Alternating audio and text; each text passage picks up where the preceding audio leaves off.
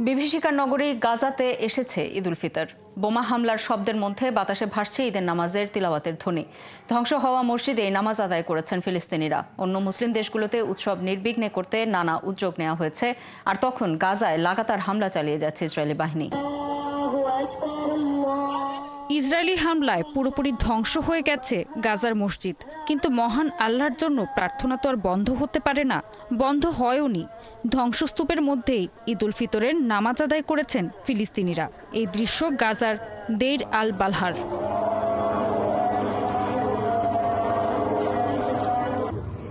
চোখে মুখে আতঙ্ক আর প্রতি মুহূর্তেই মৃত্যু ভয়। এভাবেই কাটছে ফিলিস্তিনিদের এবারের ঈদ। তেল আবিবের লাগাতার হামলায় এই নিয়ে তৃতীয়বারের মতো মুসলিমদের সবচেয়ে বড় ধর্মীয় উৎসব পালন করছেন ফিলিস্তিনিরা। জীবনের কোনো নিরাপত্তা ছাড়াই তৃতীয় ঈদ উদযাপন করছি।